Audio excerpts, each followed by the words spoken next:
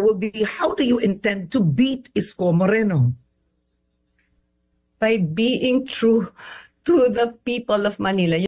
Hi, shout out Jeremy's TV at sa lahat ng viewers. Thank you sa lahat sa inyo sa suporta ninyo sa amin. Mag-iingat kayo and God bless you.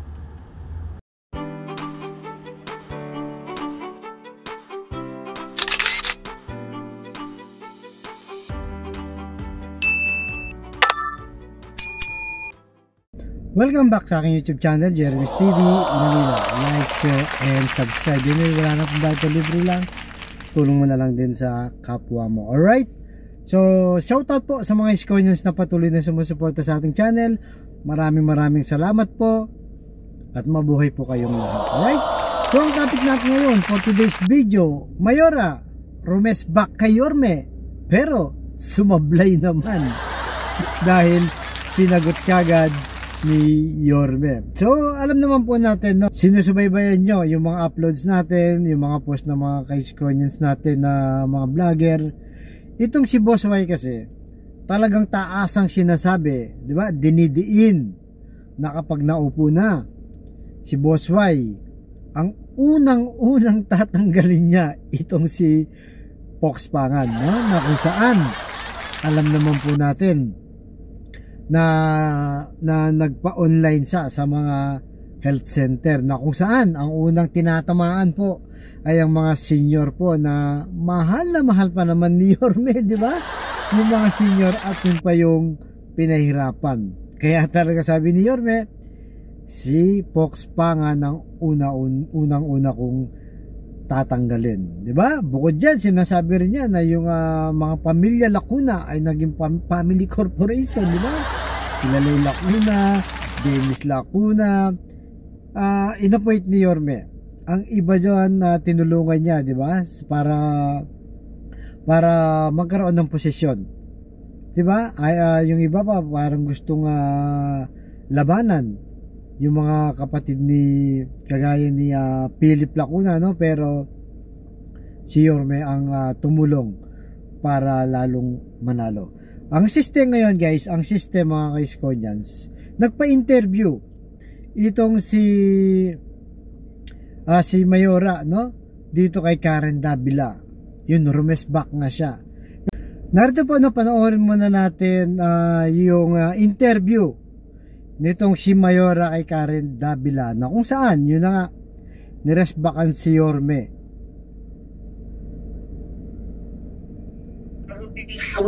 How do you intend to beat Isko Moreno? By being true to the people of Manila. You know, unfortunately, napakarami po niyang binitawan na mga salita na hindi totoo. Tulad ng ma'am. Okay. Tulad na lang po ng sinasabi niya na kami daw po ay isang family corporation, na lahat po ay siya daw po ang nag-appoint sa lahat ng mga kamag-anak ko sa City Hall. Unang-una, yung dalawa ko pong kapatid ay elected. Elected po sila. Nanalo po sila. Yung isa kong kapatid who is heading the zoning ay appointee po ni President Erap pa. Hindi po nung panahon niya. Yung husband ko po ay organic po. Wala pa ho ako sa politika. Nandyan na po ang akin pong asawa at appointed po ni Mayor Lim. Magsimula na lang po tayo doon. Yun po. Pangalawa, yung mga binabanggit po niya na tinanggal namin na mga benepisyo ng mga senior citizens. Wala ho akong tinatanggal na benepisyo ng mga senior citizens. In fact, isinaayos po namin yung pagbibigay So yun na, guys, ang ganda na lang. Sinasabi niya, itong kanyang asawa, no, na itong si Pox Pangan daw ay organic, no? Wala pa daw siya sa politika, nandiyan na sa City Hall. Yan ang sinasabi niya. Pero kasi kung nandiyan man siya, hindi sa head, 'di ba? Nung panahon na 'yon. Kaya sa puntong 'yan, niresback agad ni Yorme yan, sumagot kaagad. si Yorme, no? Na kung saan ay mula sa kanyang mga kapatid ay kanyang tinulungan. Tapos itong si Pox Pangan niya, na kung saan siya mismo ang nag-appoint bilang head. Narito, pakinggan po natin, no, yung actual na sinasabi ni Boss Y. Pasok, Boss Y. Pangapat, asawa ni ate, Dr. Pox Pangan. May sumagot na babae, puti ang buhok eh. Ang sabi, hindi, panahon pa ni Mayor Lim yan. Nay, tay, ako pumirma ng appointment mo para maging department ko. Sino nakiusap sa akin? Si ate. Bakit? Kasi wala trabaho yung asawa niya eh. Hindi totoo. Eh makikita niyo naman yan eh. Dokumentado yan. Bago ko umalis, in-appoint ko as Manila Health Department. O ngayon, ilan na sila? Diba? So malinaw po, no? Ang nag-appoint mismo si Yorme. Ako ang pumirma. Bakit? Dahil nakiusap itong si ate. No, malinaw po ang sinasabi ni Yorme. At bago ka umalis, ayun na nga, nakapwesto na itong si Pox Pangan. Ngayon kay Skonyans, anong masasabi nyo dito? Sino ba ang tunay na nagsasabi ng tapat at totoo, di ba? Si Mayora ba? O si Boss Y? Siyempre tayo mga Skonyans, di ba? May credible.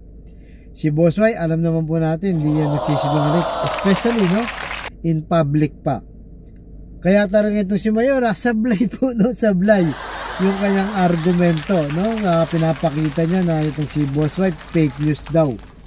No, lalo na sa kanyang mga pamilya, at malinaw po ang kwento ni Yorme, lahat po talaga sila natulungan ni Yorme. Di ba bakit na tinatanggi nitong si Mayora na nasa City Hall talaga sila nakapwesto ang lahat, no? Pero yun na nga, dahil nga sa ginawa nga ni Pox Pangan, yun, siya yung unang-unang sisibakin. Dahil totoo naman po ang sinasabi ni Yorme, napakaraming issue ang tumambad, no, sa ating health department. Yung kawalan ng gamot, di ba? Sa mga ospital hindi natapos. Yung Baseco Hospital hindi po natapos yan. Yung MRI sa Hospital ng Maynila, di ba? Napakaganda, 300 million po yun binili ni Yorme, walang nakakagamit, di ba? Yung lalo na yung online, di ba? Kailangan pa mag-online, kung senior ka nga naman, paano ka mag-online? Bukod doon, meron pa nga lumabas na donation box, no? 20 pesos, at meron pang isang mandatory na donation box pa rin. So marami po ang tumamba dahil doktor pa sila, kaya talaga itong si Boss Y visit na visit dito kay Pox Pangan. Mga doktor pa naman kayo, yung mismong profession nyo, doon pa marami ang reklamo na kung saan sabi nila dati ay itutuloy, no? Itutuloy lahat ng mga project, dito pa lang sablay na, no? Paano pa itutuloy ang pagka-mayor? Alright, so ano masasabi niyo talaga dito mga ka-Skonyans? Napakalaga po, no? Napakahalaga yung mag-comment kayo sa lobby nyo at opinion nyo, lalong-lalo na po yung pagsuporta natin kay Boss Y. Konting kembot na lang guys, no, mga ka-Skonyans. Maabot na po natin ng tagumpay. Kung makita nyo sa survey, consistent si Boss Y. Teka, tingnan ko na ilagay ko dito. Talagang hindi po bumababa, sobrang taas po, no, yung nakukuha mula sa Okta, SWS, PhilData.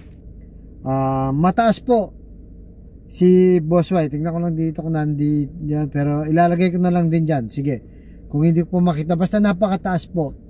May 67, 74, 70, samantalang yung mga kalaban niya sobrang layo po, no? Sobrang layo pa. Alright guys, so hanggang dito naman po. Abangan nyo po, no, yung mga live namin, yung mga videos natin, mga uploaded natin, para po lahat yan kay Boss Y. At siyempre huwag kalimutan, no, si Vice Chi at ang buong Yorme's Choice, both straight. Right, so hanggang dito naman po. Abangan nyo susunod kong vlog. Thank you very much po. Pagpalain tayo ng buong may kapal. Manila, God bless.